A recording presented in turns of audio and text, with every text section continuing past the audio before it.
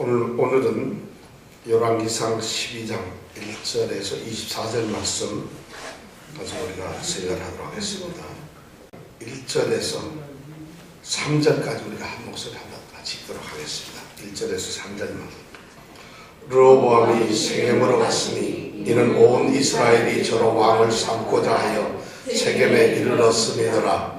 느밧의 아들 여로보암이 전에 솔로몬 왕의 얼굴을 피하여 애굽으로 도망하여 있었더니 이제 그 소문을 듣고 오히려 애굽에 있는 중에 무리가 보내어 저를 불렀더라.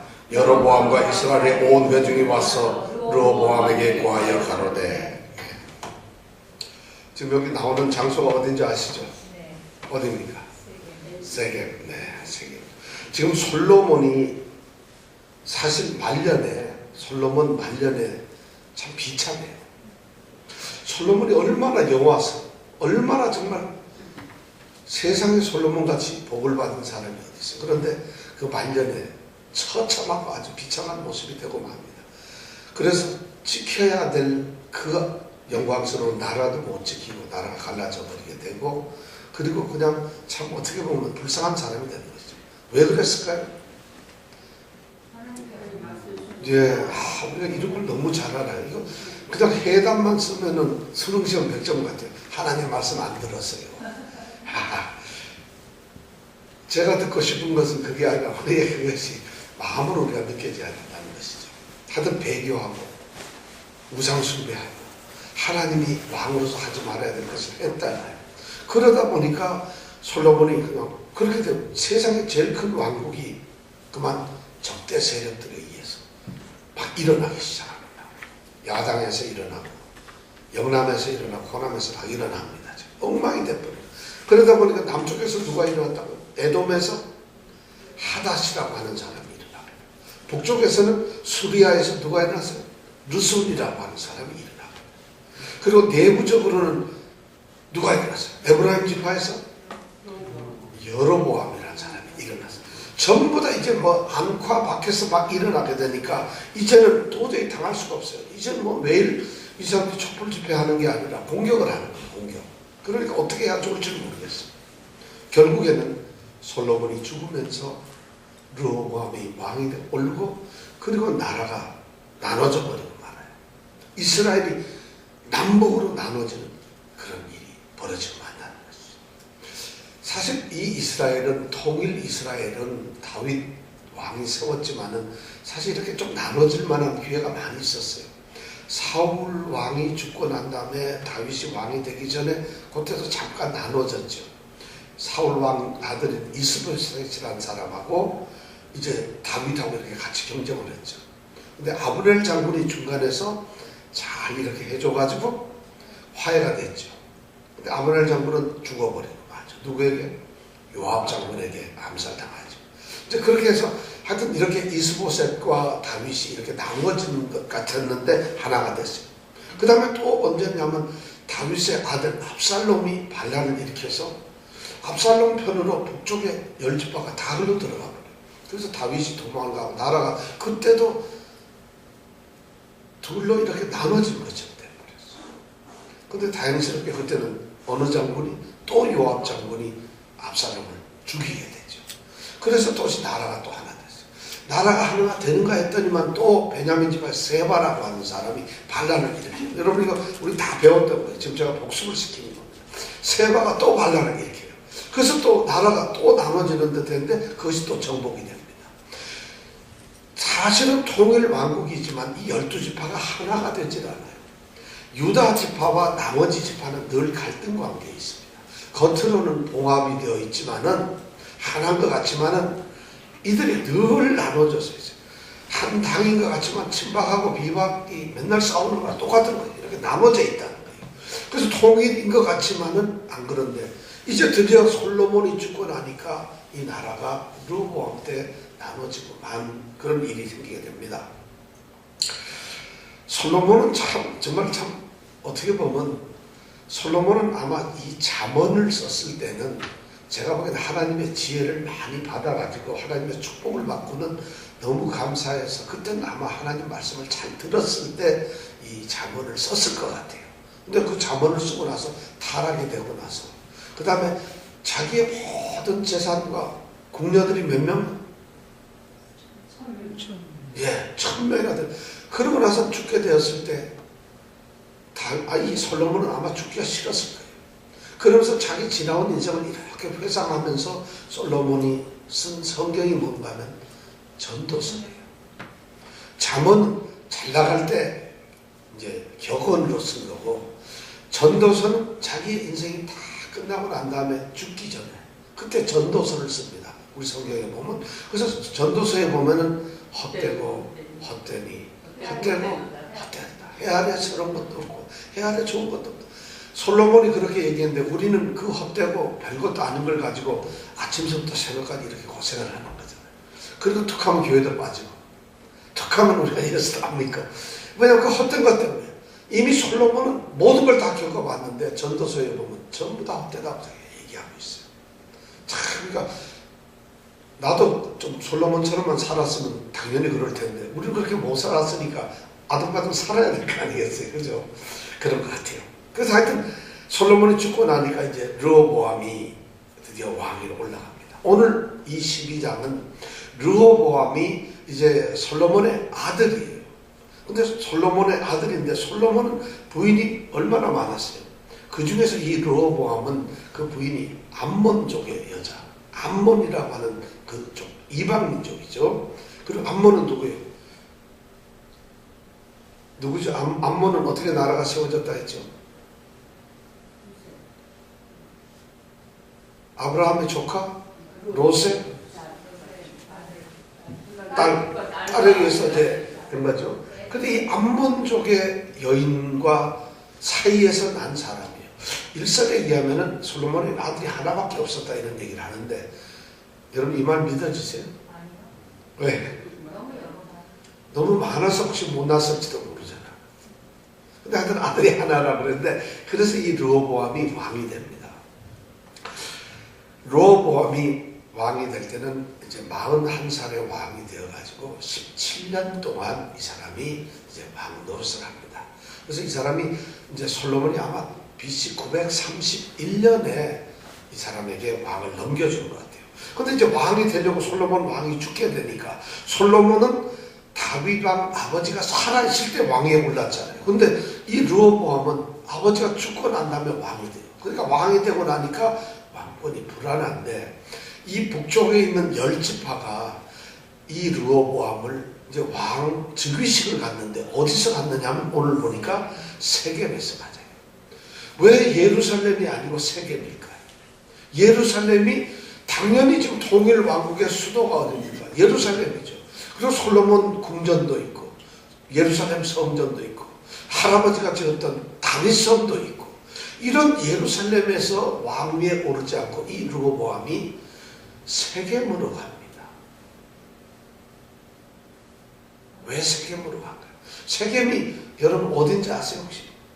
그리심하고 에발. 그리심이 어딘지 아세요? 어디쯤 있어요 그리심? 예, 세겜은 말이죠. 예루살렘 지금 우리가 여기 제주에 여기 무슨 호수가 있다? 갈릴리 호수가 있고 그럼 요단강이 쭉 내려와서 여기에 뭐가 있다고요? 사해가 있다. 사해가 있다. 이걸 꼭 잊지 마세요. 여러분들에게는 이쪽으로 그래야 되는지 모르겠네.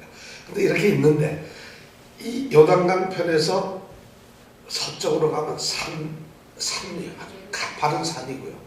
오른쪽으로 가면은 요르단 지금으로 말하면 트랜스조르단 해가지고 요르단 왕국이 지금은 있죠.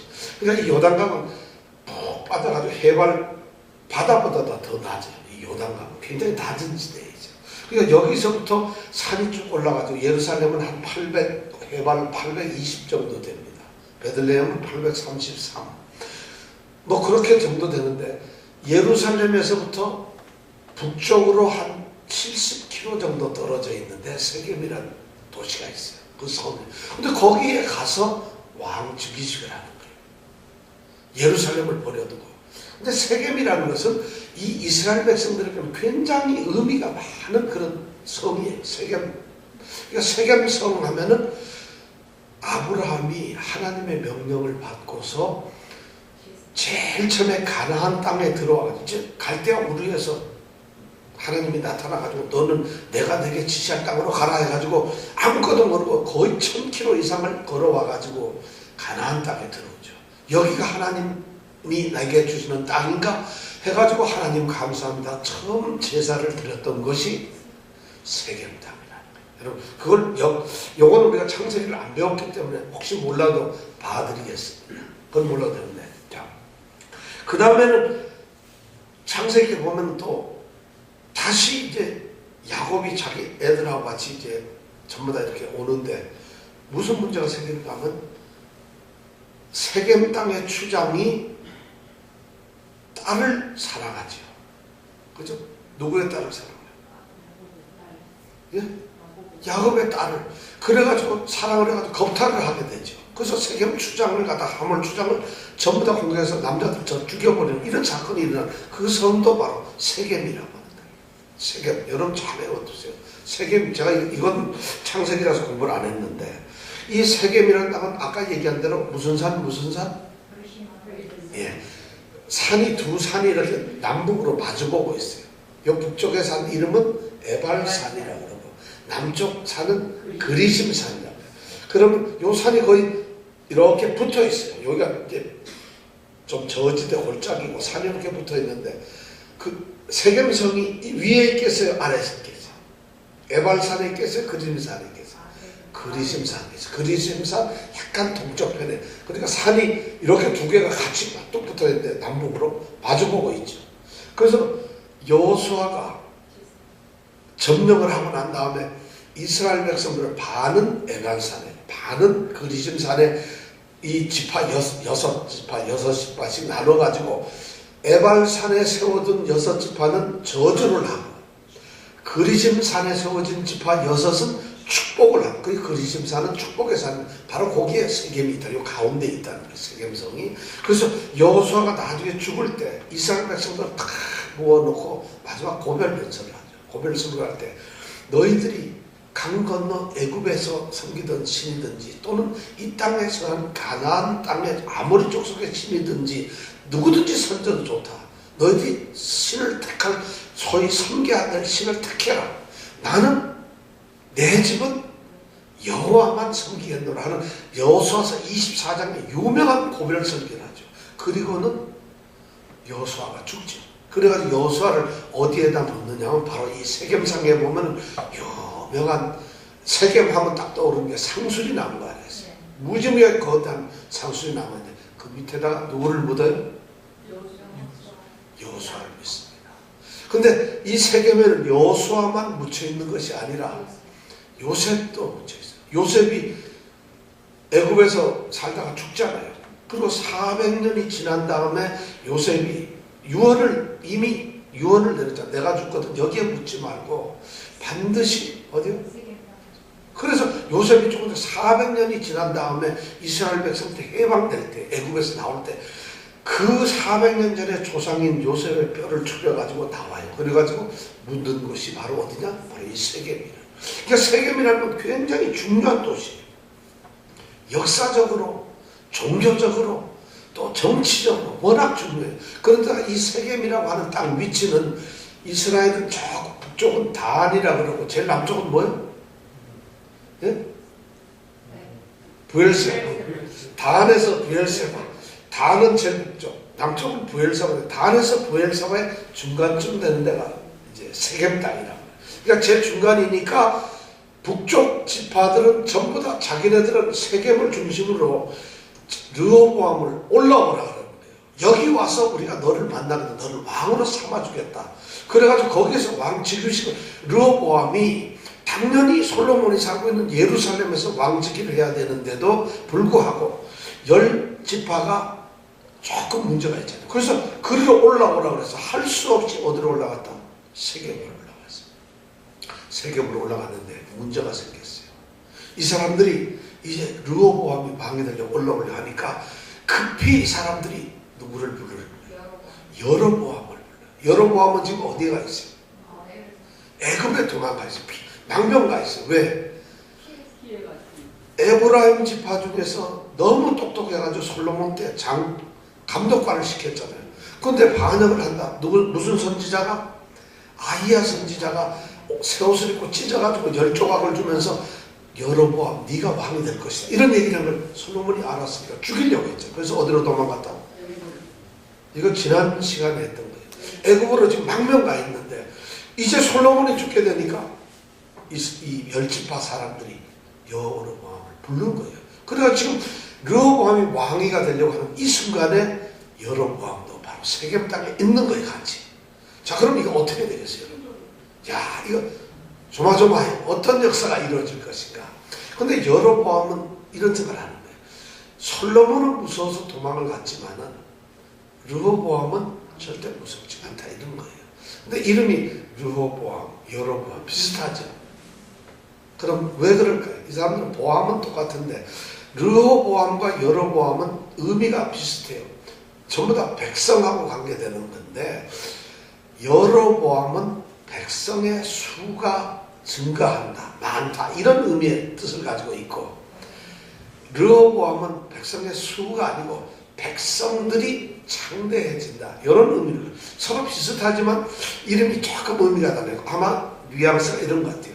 북쪽에는 10지파이기 때문에 수가 많고 그 대신 유다나 이 남지파 유다지파의 이 남왕국은 하나님이 특별히 다윗의 후손을 세웠기 때문에 백성들이 더 창대하다. 그래서 르호보암 아마 이렇게 이름을 지었던 것 같은 생각이 듭니다. 지금 르호보암이 세겜에 갈 수밖에 없었던 것은 자기의 왕권이 지금 흔들리고 있다는 거지. 왜냐하면 10지파들이 배반할 것이라는 그런 것을 이미 알고 있는지도 모르겠어요. 그러니까 그들의 인기를 얻고 지지를 얻기 위해서 지금 세겜에 가서 즉위식을 가지려고 하는 거예요. 그런데 이제 즉위식을 하려고 하고 있는데 그 10지파 이 북쪽에 있는 이스라엘 10지파 중에 여로보암을 비롯해서 이 사람들이 즉위식을 하고 난 다음에 묻습니다. 그 다음에 이제 질문이 3절부터 5절까지 나오는데 거기에 보면 질문이 이제 뭐냐면 요구를 합니다. 백성들이 왕을 세워줬지만 이미 그 사람들은 왕을 그대로 사실 왕으로서 섬기고 싶은 마음이 없어요. 대통령이 탄핵을 받아서 대통령 권한대행을 하는데 대통령으로 인정해주고 싶진 않은 거야, 속죄한 얘기로. 그러다 보니까 이 사람들 마음이 안 좋으니까 르호보암께 이 10지파가 요구를 합니다. 왕이 싫어. 솔로몬 왕이 우리에게 너무 멍해를 많이 지웠다는 거예요. 우리에게 너무 과중한 세금을 때렸고 강제 이 노동, 강제 부역을 시켜가지고 우리가 너무 막 허리가 길 정도로 일을 했다. 그런데 이거 죽겠다. 그러니까 제발 부탁이다. 우리에게 지금 부역, 노동, 세금 이걸 좀 줄여달라. 그렇게만 해준다면 우리가 모두가 당신 르호보암을 왕으로 섬기겠다. 그렇게 해줄 수 있겠느냐 하고 왕에게 제시를 합니다. 르호보암이 가만 들어보니까 요놈들이 아주 형편없거든요. 내가 왕이 되면서 즉위하면은 선물을 가지고 와서 왕이시여 축하합니다 이래야 될 친구들이 말이야 전부 다 패거리를 딱 모아가지고 탄핵을 하려고 덤빈단 말이에요. 그러니까 이 르호보암이 그래? 그러고 난다면 내가 대답을 해줄 수가 없다. 3일 동안 내가 여유를 두고 말미를 두고 내가 한번 생각을 해보겠다. 3일 지난 다음에 내가 너희들에게 대답을 해주겠다. 어떻게 할 건가. 이렇게 하고는 그게 헤어지게 됩니다. 자, 가만히 생각해보니까 르호보암이 이 친구들 말을 내가 만약 요구를 들어주게 되면 이 친구들이 나를 지지하고 이 사람들이 나를 정말 왕으로 섬길 텐데 그렇게는 좋은데 이제 왕궁에 들어와야 될 세금이 잘 안 거치게 되면 조금 거치게 되면 왕실이 사실 먹고 사는 게 좀 불편해질 거 아니겠어요. 그러니까 들어주기도 그렇고 안 들어주려니까 지금 막 기세 등등해서 촛불 시위를 하는데 안 들어주면 어떻게? 지지를 안 하겠다 그러면 나라가 어떻게 될지 모르겠고 지금 굉장히 어려운 상황이 이걸 어떻게 해야 좋을지 모르겠어요. 그래서 르호보암이 백성들의 이 10지파의 북쪽 10지파의 그런 요구 조건을 듣고는 고민을 합니다. 이걸 어떻게 여러분들 생각하면 어떻게 했으면 좋겠어요.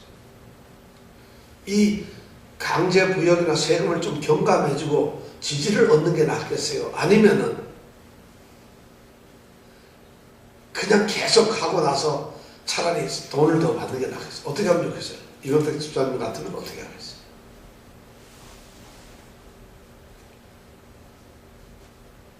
이렇게 왕이니까 좀 그렇게 해주는 게 낫겠죠. 백성 편이 되어주는 게. 근데 르호보암이 도대체 이걸 어떻게 해야 좋을지 모르겠어요. 그래서 이제 세겜 땅에서 가만히 생각하고 있다가 이제 자문을 구합니다.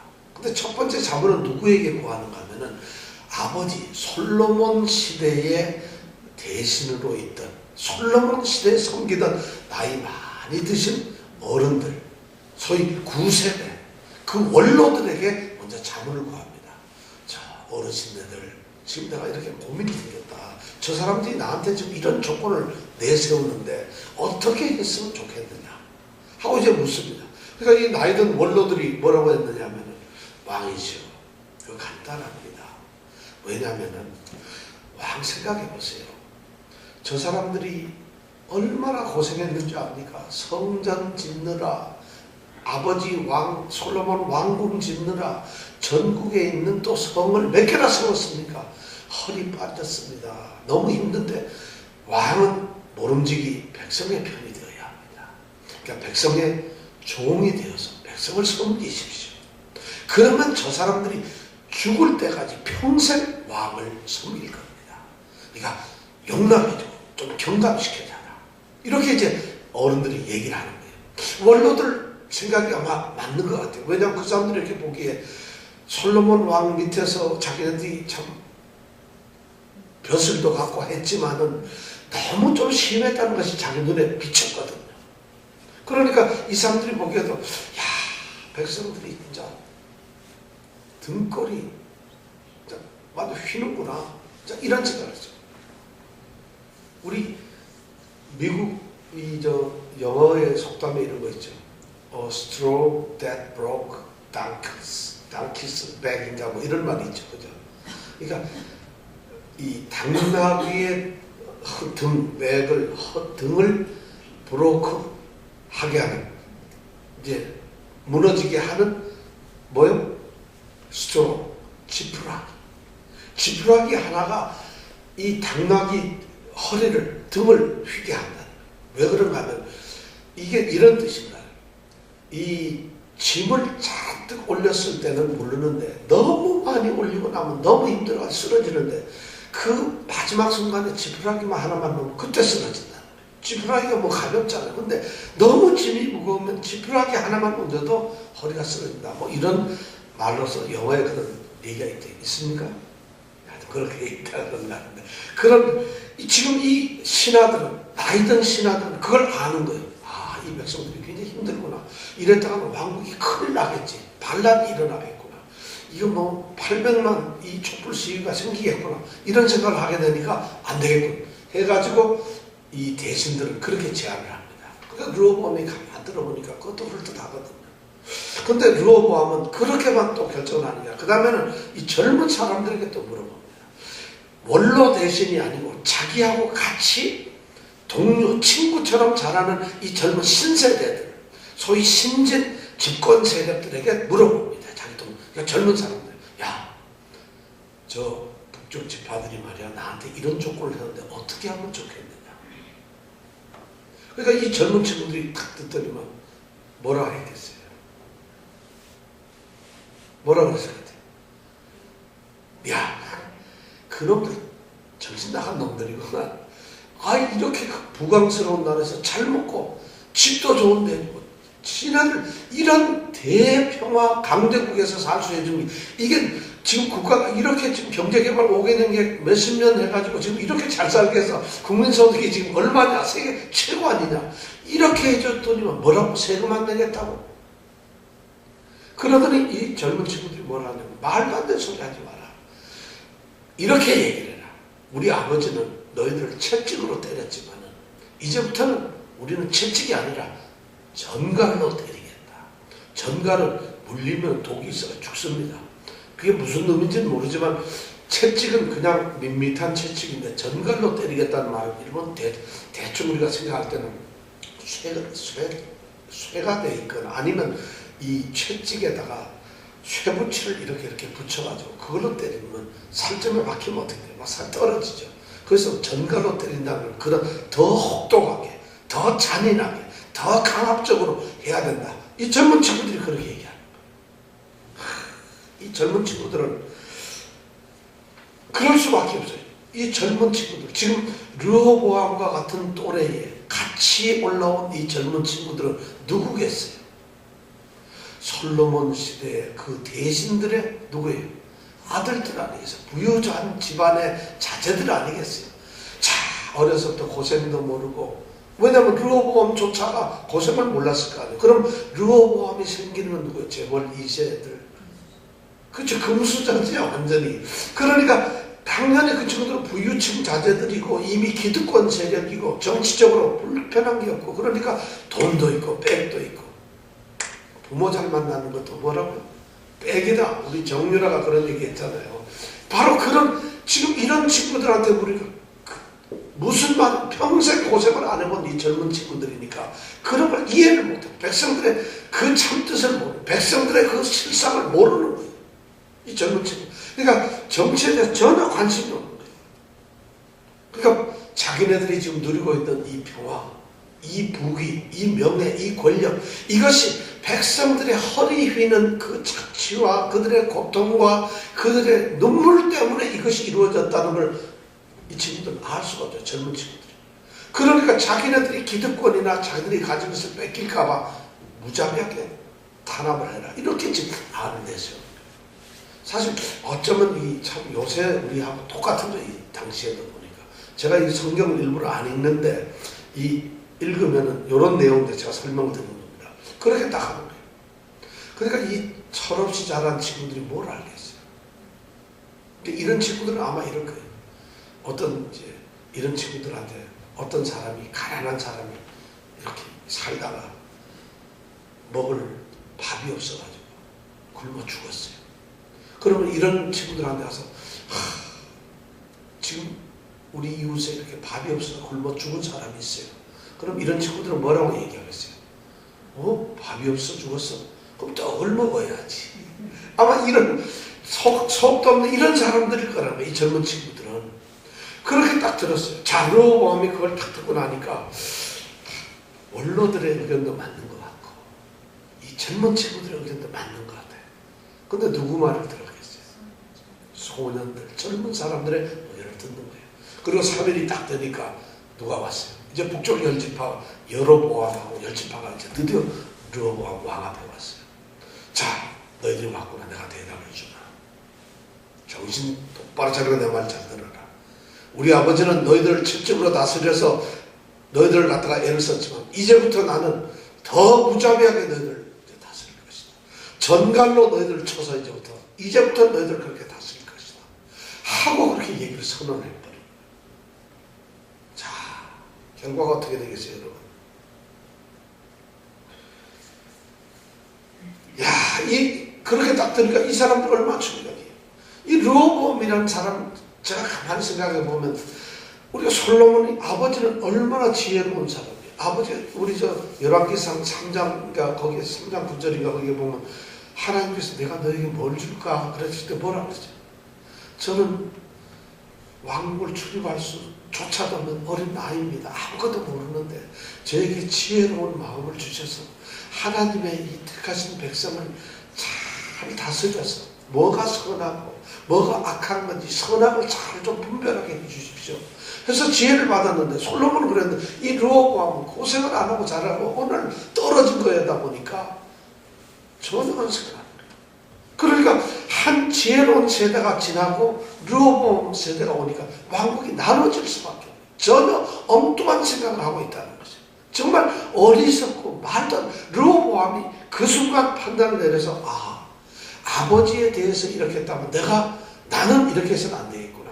이걸 좀 경감을 해줘야 되겠구나. 이랬으면은 이스라엘 나라는 남북으로 나눠지는 일이 없었을 거예요. 아니, 그보다 더 우리 솔로몬 왕이 정말 하나님의 말씀만 잘 들었더라면 이런 일이 없었을 거 아니겠어요. 우리는 인생에서 참 그런 거 많이 겪어보잖아요. 그때 그거 좀 잘했으면, 그때 그렇게 했으면 잘했으면.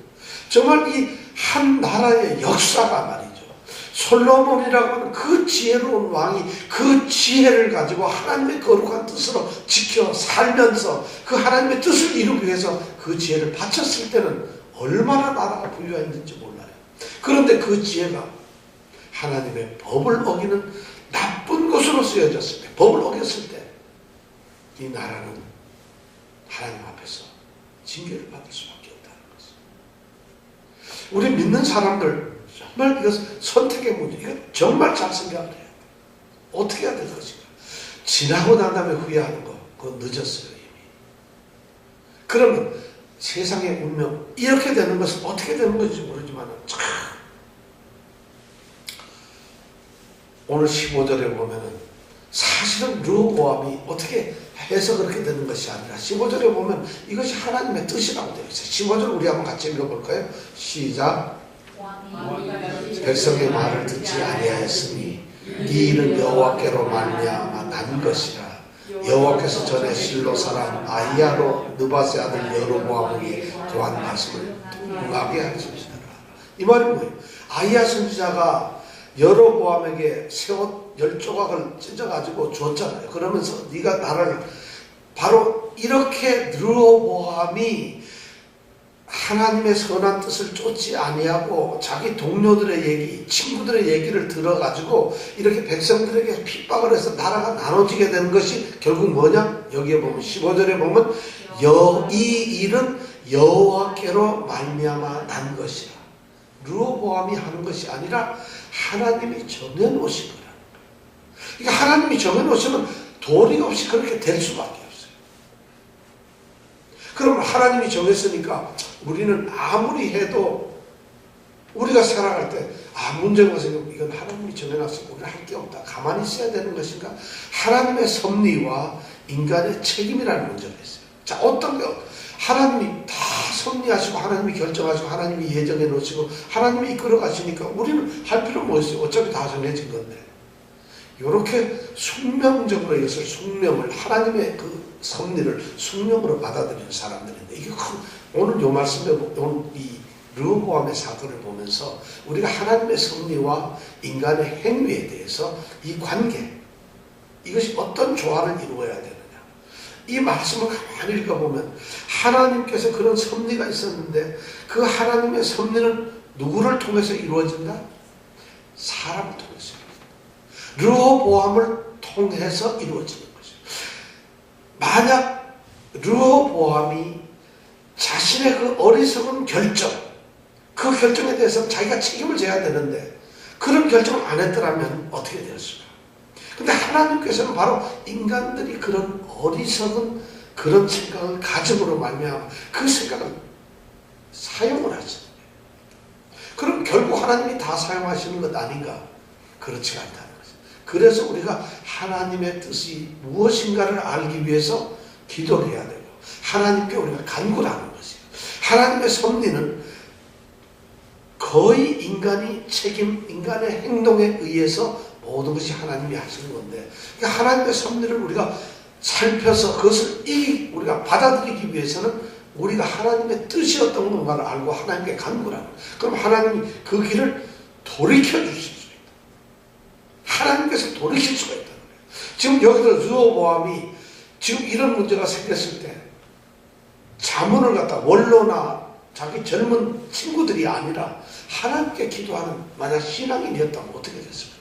하나님께 기도하면서 하나님 지금 제가 아버지에게는 하나님께서 엄청나게 지혜를 주셔서 아버지는 정말 너무 큰 일을 했는데 저는 아버지의 반에 반도 못 미치는 사람입니다. 이럴 때 제가 어떻게 하면 좋겠습니까? 하나님 저도 아버지의 반의 지혜라도 주십시오. 그래가지고 하나님의 백성들을 잘 다스릴 수 있도록 해주세요. 왕국이 너무 큽니다.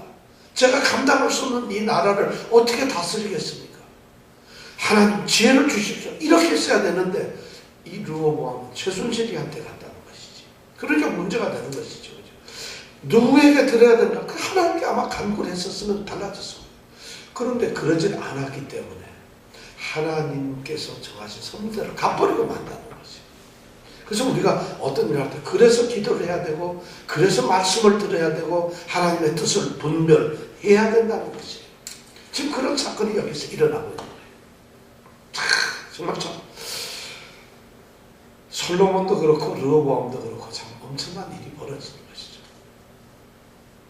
근데 그런 데서 이 열왕기상을 지금 열왕기 저자는 르호보암이 그럴 수밖에 없었던 것, 이것이 바로 하나님께서 정하신 일이었기 때문에 그렇게 된 것이다 하고 이렇게 우리에게 얘기를 해줍니다. 자, 그렇게 되고 나니까 이 열 지파가 어떻게 되겠어요? 열 지파가 당연히 이제 지지를 철회하고 이제 드디어 자기네들의 요구가 받아들여지지 않으니까 이제 드디어 하는 것이죠. 16절에 보니까 드디어 지지를 안 하고 자기네들이 뭐라고 16절에 보면 굉장히 엄청난 얘기를 합니다. 16절 한번 같이 읽어볼까요? 시작. 온 이스라엘이 자기들의 말을 왕이 듣지 아니함을 보고 왕에게 대답하여 가로되 우리가 다윗과 무슨 관계가 있느냐? 이새의 아들에게서 업이 없도다. 이스라엘아 너희의 장막으로 돌아가라. 다윗이여 이제 너는 내 집이나 돌아보라 하고 이스라엘이 그 장막으로 돌아가니라. 자, 여기 이스라엘아 너희의 장막으로 돌아가라. 이 이스라엘아 이럴 때 여러분 이스라엘이라는 말이 나오면 북쪽의 열 지파를 늘 생각해야 된다 그러죠. 여기서 이스라엘은 온 이스라엘을 얘기하는 게 아니라 유다 지파나 베냐민 지파를 제외한 나머지 열 지파를 이스라엘이라 그런다는 것이죠. 그래서 북쪽 왕국이 나눠지면서 나라 이름이 이스라엘이 되고 남쪽은 유다 왕국이 되는 것이죠. 그래서 이 성경에 보면 유대 민족, 이스라엘, 히브리 이런 말이 나오죠. 똑같이 다 같은 사람들을 얘기하는데 어떤 때는 히브리 민족, 또 어떤 때는 유대 민족, 어떤 때는 이스라엘 민족 이렇게 얘기돼요. 근데 그게 성경에 가만히 보면 좀 의미가 달라요. 보통 구약에서 특히 이 다윗 이후의 세대에서 얘기할 때 보면은 선지자들이 얘기할 때 보면 이스라엘 그러면 북쪽 열 지파를 보통 얘기합니다. 유다 하면 유다 지파만 얘기하게 돼요. 꼭 그것을 기억을 해두시고요. 그 다음에 일반적으로 히브리 민족 이럴 때는 언어적으로 구분을 할 때 언어로서 히브리어를 쓰는 사람들 이런 의미로서 히브리 민족 이렇게 얘기를 합니다. 그러니까 히브리 민족 그러면 히브리 말 쓰는 사람 이런 뜻이고요. 이스라엘 그러면 신약에 와서는 이스라엘 이러면은 이건 영적인 의미에서 이제 하나님의 택하신 백성이라는 개념으로 이스라엘이라는 건 좀 종교적인 의미로 쓰이는 말이에요. 유대 민족 그러면 인종적인 게 저 사람들은 유대인들이다 할 때 유대라는 단어를 씁니다. 그래서 이게 똑같은 단어 같지만 성경에 보면 뉘앙스가 조금 다릅니다. 근데 여기에 보니까 이스라엘아 너희의 장막으로 돌아가라 해서 열 지파로 하여금 자 이제 전부 해산 여기 이건 왕도 아니다 하고 좀 흩어버립니다. 그러면서 엄청난 우리가 다윗과 무슨 관계가 있느냐 엄청난 얘기죠. 다윗에게서 이 사람들이 복종을 했고 다윗이 통일을 했는데 다윗하고 관계가 없다는 거예요. 다윗이 우리에게 무슨 영향이 있냐? 우리는 이제 너희들하고 관계없다. 다 돌아가 버리면. 자, 이렇게 돼버렸는데, 그리고 다 흩어지니까, 르호보암이 가만히 보니까 어이가 없거든요. 그래? 그런 다음에 보니까 르호보암이가 안 되겠거든요. 착한 르호보암은 정말 지혜가 없어요. 요번에 어떤 일이 생기는가 하면, 그냥 가고 나니까, 그래도 이 사람들이 자기의 부하인 줄 알고, 자기의 백성인 줄 알고, 이제 거기에 감독관을 보냅니다. 누굴 보내냐면 아도니람이라고 하는 사람을 17절에 보면은 18절에 보면 아도니람이라고 하는 이 감독관을 보내버립니다. 그래서 뭐 하려고? 세금도 걷어야 되고 노동도 시켜야 되고 하니까 감독관을 파견을 합니다. 근데 이 열 지파가 다 화가 나서 이제 반역의 의사를 가지고 갔는데 감독관이 오니까 어떻게 되겠어요? 돌로 쳐 죽여요. 자, 솔로몬 시대에 그렇게 왕궁을 짓느라고 강제 노역을 시켰어. 그 당시에는 시켰던 이 일꾼들이 누구예요? 원주민들이었어요. 가나안 사람들. 이스라엘 백성도 그런 걸 안 시켰는데 이제는 여기에 보니까 이 세대에 와서는 애굽에서 자기들이 종살이하는 거하고 똑같은 짓을 동족에게 하고 있다는 것이죠. 엄청난 일 많이 한 자기 형제 동족이 종살이를 만드는 이스라엘 백성은 말이죠. 절대 자기 동족끼리 지파들끼리는 종으로 안 삼습니다.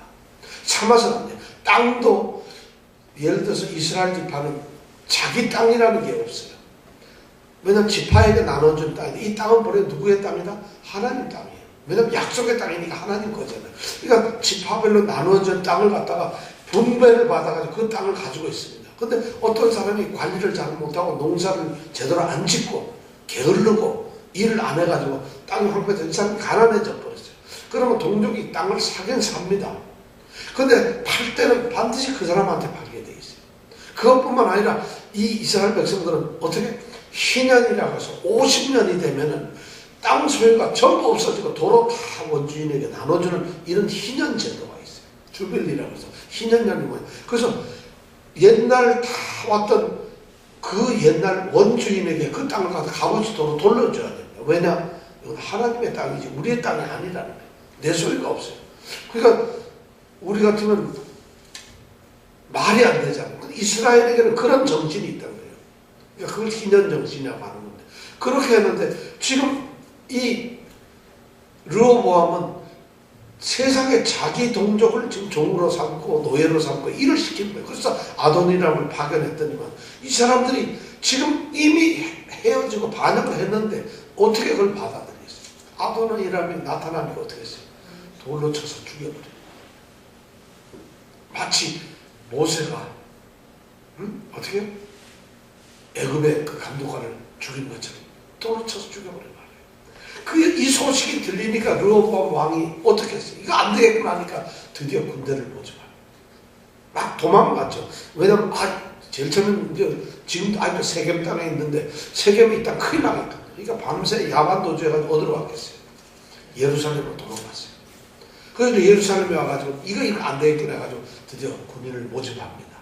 그래서 사람을 유다 지파 사람들, 베냐민 지파 사람들 해가지고 18만 명을 모집했어요. 엄청난 인원을 모집했죠. 그리고는 드디어 정벌을 합니다. 이 북이스라엘을 완전히 열지파를 갖다가 이제 전부 다 토벌을 하겠다 하고 출정을 하려는데 하나님께서 그걸 막았어요. 하나님께서 스마야라고 하는 선지자를 통해서 스마야 선지자가 이 르호보암 왕에게 나타납니다. 왕이시여, 하나님께서 이걸 허락지 않으십니다. 하지 마세요. 절대 올라가지 마세요. 절대 공격하지 마세요. 이건 동족의 싸움입니다. 어떻게 아주 영문 너희 형제 이스라엘 자손과 싸우지 말라. 이렇게 딱 하나님이 형제와 싸우지 말라 그래요. 왜냐? 하나님께서는 하나님 편에서 보면 북쪽 이스라엘도 내가 택한 백성이죠. 야곱의 후손이니까. 남쪽 유다도 내가 택한 하나님의 백성입니다. 하나님은 지금 유다 왕국, 이 솔로몬 왕국이 배교를 하고 우상숭배를 하니까 북쪽 열지파를 통해서 지금 징계를 하고 계시는 거거든요. 그러니까 다 내 아들인데, 내 자손이고 내 아들들이고 나의 백성인데 이 내 백성이 싸운다 그러면 하나님은 자기 백성끼리 싸우는 걸 좋아하시겠어, 안 좋아하시겠어? 그러니까 싸우지 못하도록 하나님이 스마야 선지자를 통해서 너희들이 형제끼리 싸움하지 말라 하고 싸움을 멈추게 만듭니다. 그래서 싸움을 안 합니다. 교회 안에서 싸움은 해야 되나 안 해야 되나요? 해야지. 장로님하고 목사님 또 성도들 뭐 이런 싸움 해야 하잖아요. 우리 많잖아요. 싸움. 교회가 싸움 안 하는 교회 어디 있어요? 싸움 안 하면 좀 심심해. 그죠? 너무 교회가 전부 싸움하고 있어요. 안 하는 데가 없어요. 전부 싫어하고 전부 미워하고 다 그래요. 그런데 형제라고 생각을 안 하기 때문에 그런 거예요. 우리가 그리스도 안에서 형제라고 생각한다면 안 싸우는데 그렇다고 우리가 형제들끼리 안 싸웁니까? 마찬가지로 싸워야죠. 사실은 참 지금 이 성경 말씀을 보면 너희 형제와 싸우지 말라. 이게 하나님 말씀 아니에요. 안 싸워야 되는데 싸울 수가 없어요. 하나님 보시기에 다 내 편인데. 그런데 하나님 편에서 싸우지 말아야 되는데 우리 형제들이 교회 안에서 다투고 하고 보면 하나님께 기도해서 하나님 이거 어떻게 하면 좋아요? 하고 물으나 안 하잖아요. 하나님이 싸우지 말라 그럴 텐데. 그러니까 하나님한테 기도를 안 해요. 묻지를 않아요. 왜? 물으면 안 싸워야 되니까. 그러니까 계속 싸우기 위해서 어디로 가겠어요? 세상의 법정으로 가는 거죠. 그래야 싸움 계속 하죠. 아니 세상에 하나님한테 기도하면 하나님 왜 싸워요? 싸우지 마. 그럼 안 싸워야 되는데 기도하면 그러니까 싸울 수가 없잖아요. 그러니까 기도를 안 하는 거예요. 싸우면서 세상의 교회 안에서 형제들끼리 다 자기가 하나님 뜻이에요. 다 하나님 뜻이고 다 못하는. 이거 지금 그런 게 아니라 하나님 편에서는 전부 다 내 자녀들이에요. 교회에서도 마찬가지예요. 교회가 분쟁이 있어서 너희 형제와 싸우지 말라, 올라가지 말라. 그렇게 하나님이 스마야 선지자를 통해서 얘기하면 르호보암이 깨닫고는 이제 안 갑니다. 안 올라가니까 드디어 이스라엘 열지파가 여로보암을 불러놓고 여로보암을 왕으로 세웁니다. 그래서 여로보암이 왕이 됩니다. 드디어 이제 르호보암의 잘못된 판단에 의해서 이 왕국은 나눠지게 되고 북쪽을 뭐라 그런다고요? 이스라엘, 남쪽은 유다, 북쪽은 몇 지파? 남쪽은 누구하고 누구? 베냐민, 유다와 베냐민. 베냐민은 본래 저쪽 북쪽 편이에요. 왜냐하면 베냐민 지파의 왕이 누구였어요? 사울 왕이 베냐민 지파거든. 그럼 사울 왕하고 유다 지파의 왕인 다윗이 절대 사이가 좋지 않았거든. 둘은 어떤 사이죠? 앙숙이 아니라 아버지 장인 어른하고 사위인데 무슨 이거 참 거야. 장인 어른하고 사위 관계 아니에요. 그죠? 다윗이 사울 왕을 앙숙으로 생각했습니까, 여러분? 그러니까 우리는 사울의 마음을 가지고 있어요. 그러다 보니까 앙숙이다 이러는데 절대 앙숙 아니에요. 장인과 사이의 관계라는 거예요. 그런데 베냐민하고 이 유다 지파는 조금 안 좋았어요.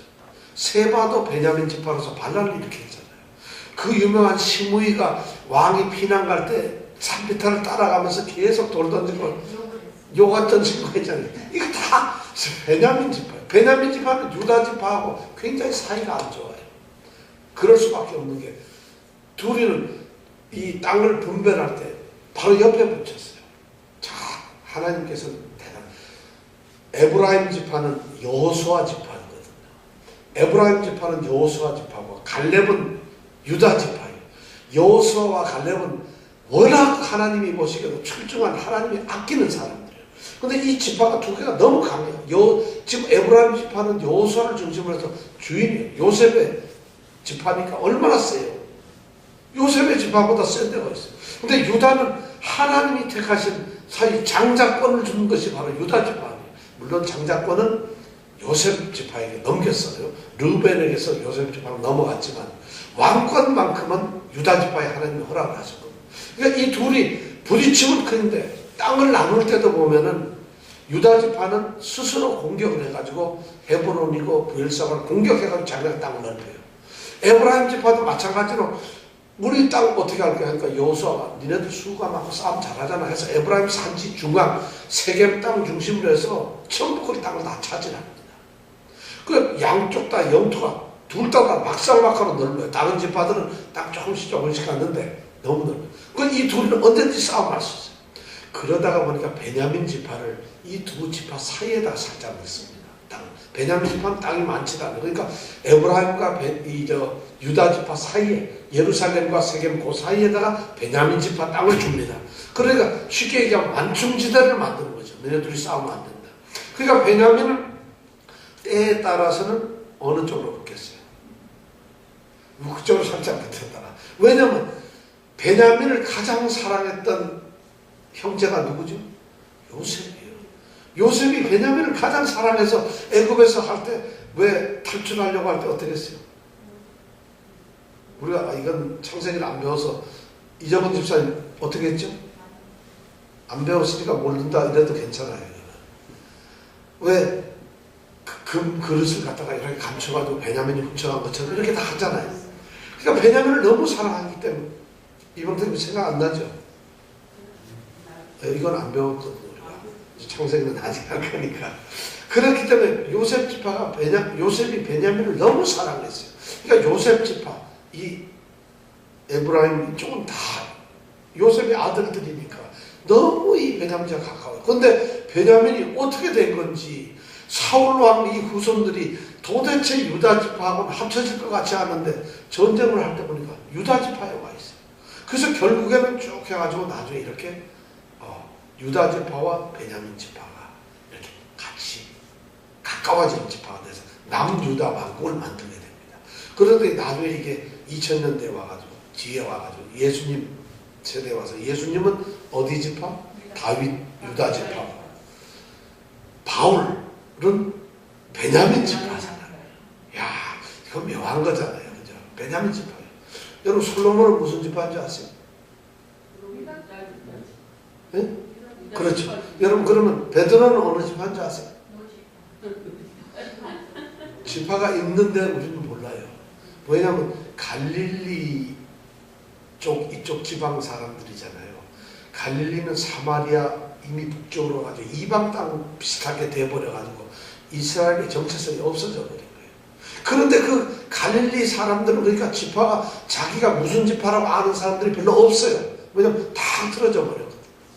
왜냐면 나라가 왕국이 나눠지고 바벨론에 의해서 멸망이 되고 나서는 유다 지파는 정통적으로 자기네들 유다를 지키고 있는데, 왜냐면 왕국을 지키는다는 이 메시아 사상이 가지고 있는데, 갈릴리 쪽만 해도 희지부지하니까 지파 의식이 없는 거예요. 거기에는 또 지파가 혼혈 결혼 이런 정책에 의해서 지파가 막 흐트러져 버린 거예요. 그런데 갈릴리 나사렛에 있는 요셉이 어느 지파예요? 다윗의 후손이잖아요. 유다 지파예요. 그걸 어떻게, 사실 갈릴리 나사렛이라고 하는 그 깡촌에 목수하고 있는 정말 형편없는 이 요셉이라는 사람이 다윗 지파라는 것을 알 수 있다는 거, 이거 대단한 거예요. 하나님의 섭리가 참 엄청난 거예요. 여러분 조폭 어디세요? 이걸 알아둬야 됩니다. 이정훈 집사님 어디이시죠? 전주요. 전주요? 네. 어디이시죠? 이명, 네? 형제분이시네, 이제 완전히. 전주이시구나. 그래서 이 베냐민 지파가 이쪽으로부터, 유다 지파로부터 가지고, 그래서 끝까지 이제 유다 지파가 베냐민 지파에서 남유다 왕국을 만들게 되고, 북쪽은 이제 여로보암. 여기까지 우리가 오늘 공부를 하겠습니다. 자, 이렇게 이제 왕국이 드디어 나눠졌어요. 오늘 말씀에서 가장 중요한 것은 왕국이 나눠졌는데 하나님의 섭리라는 거예요. 이 일이 바로 하나님이 이루신다는 거죠. 그럼 하나님께서 모든 것을 정해놓으셨다는 것이고 하나님의 뜻이 있으시다는 거예요. 그런데 그 뜻을 이루시는 것이 바로 우리를 통해서 이루어진다. 그럼 우리의 일 가운데서 일어나는 많은 일들이 책임은 우리에게 있는, 하나님 책임은 없어요. 하나님은 예를 들어서 하나님이 정하시는 것은 악한 일을 하고 너희가 하나님의 명령을 어기고 율법을 어기면은 하나님께서 징계를 하신다는 거예요. 그럼 징계하시는 일을 우리가 깨닫게 되면은 하나님께 그 징계를 받지 않기 위해서 어떻게 해야 되겠어요? 하나님의 명령으로 돌아가서 회개해야 되는 것이죠. 근데 르호보암은 그러질 않고 오히려 하나님의 징계를 매를 사요, 사. 그래가지고 그렇게 하나님의 율법과 하나님의 뜻을 또 어기는 방향으로 가니까 당연히 그건 하나님께서 정해진 섭리 길로 가버리면 하는 거예요. 그런데 만약에 하나님의 섭리는 율법을 어긴 자에게, 하나님의 말씀을 어긴 자는 하나님이 징계하시지만 회개하고 돌아오면 하나님이 받아주신다는 거예요. 그럼 책임은 누구에게 있어요? 결국은 우리 인간의 책임, 인간의 선택에 있다는 것이에요. 물론 하나님은 우리의 선택을 사용하시지만 하나님의 뜻이지만 그 뜻을 이루는 수단이 바로 우리의 생각이라는 거예요. 그래서 우리가 어떤 생각을 하느냐 너무 중요합니다. 이 시간 우리가 기도하겠습니다. 우리가 하나님 앞에 어떻게 해야 되냐. 우리의 삶은 우리가 가족이고 우리 형제고 또 우리 집안, 우리 사업 모든 걸 기도하는데 하나님의 뜻을 우리가 저버리면 안 돼요. 그래서 하나님의 뜻을 알 수 있는 것은 결국 성경 말씀이잖아요. 하나님의 말씀이니까, 하나님이 하신 말씀이니까 자신의 생각과 뜻과 계획과 하나님이 원하시는 것을 말씀한 것이 바로 성경이거든요. 자, 그렇다면 우리가 하나님 뜻에 순종을 하려면 하나님이 하신 말씀을 따르는 것밖에 없잖아요. 그럼 성경을 알아야 되는데, 자, 우리가 지금 혹시라도 우리에게 어떤 일이 벌어진다면 우리가 늘 말씀에서 떠나서는 안 되는 거예요. 자, 그러니까 우리 오늘 이 시간에 우리가 함께 기도하는 것은 정말 주의 말씀대로 살아갈 수 있도록 날마다 말씀 안에서 우리가 살아갈 수 있도록 우리를 이끌어 달라고. 우리가 새해에는 정말 1년 동안 성경을 꼭 한번 읽을 수 있는 이런 우리가 시간을 갖기 위해서 우리가 지금 기도하고 있어요. 내년도에는 1년에 한 번 성경을 읽고 싶어요. 근데 지금 말씀을 따라서는 아무것도 안 되는데 사실 하나님 말씀 하루에 한 번도 안 읽고 지나가는 분들도 있어요. 아니 안 읽는 사람 그게 정상 아니에요? 어떻게 성경을 읽어요? 성경 읽으면 바로 눈이 감기는데 이렇게 말씀하지 말고 이제 하나님의 말씀, 성경 말씀을 우리가 정말 읽어야 되겠구나. 하나님의 말씀대로 살려면 말씀을 알아야 되겠구나. 이런 결단을 하면서 이 시간 우리 함께 기도하겠습니다. 하나님, 정말 이제 하나님의 말씀을 사랑하게 해주세요. 정말 하나님의 말씀만으로 우리가 들어가게 해주세요. 그리고 그 말씀을 우리가 한 구절이라도 날마다 하나님의 말씀을 들으면서 깨달으면서 묵상하면서 그 말씀을 지켜가면서 살게 해달라고 이 시간 우리 함께 결단의 기도를 하겠습니다. 기도하겠습니다.